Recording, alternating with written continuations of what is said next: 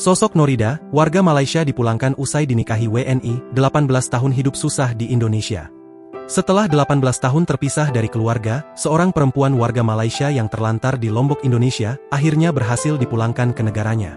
Kabar kepulangan tersebut disampaikan Wakil Menteri Dalam Negeri Malaysia, Samsul Anwar Nasarah, melalui unggahan di Facebook, Minggu, 15 Februari 2026. Menurut Syamsul, perempuan bernama Norida Akmal Ayob 45 tahun, sebelumnya mengikuti suaminya yang merupakan warga negara Indonesia ke Lombok bersama anak perempuan mereka dan menetap di sana selama bertahun-tahun.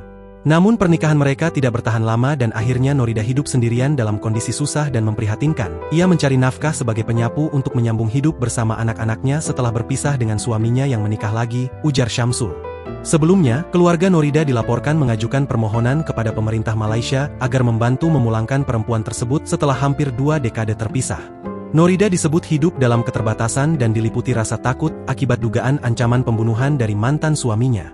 Samsul menjelaskan, proses pemulangan Norida dan 2 anaknya terlaksana berkat kerjasama Kementerian Luar Negeri Malaysia Wisma Putra melalui Kedutaan Besar Malaysia di Indonesia, Departemen Imigrasi Malaysia, serta Otoritas Indonesia, khususnya pihak imigrasi.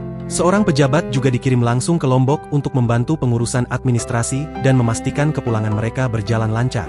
Norida diketahui memiliki 2 anak, anak pertamanya bernama Nur Faten Akmadiana, lahir di Malaysia dan berstatus warga negara Malaysia.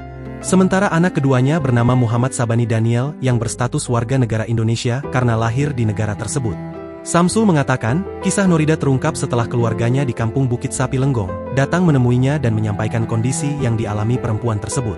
Saya diberitahu bahwa dia berada dalam keadaan serba kekurangan, anak-anaknya tidak dapat melanjutkan sekolah dan terlantar, alhamdulillah mereka kini selamat kembali ke tanah air setelah hampir 2 dekade terpisah dari keluarga, ujar Samsul.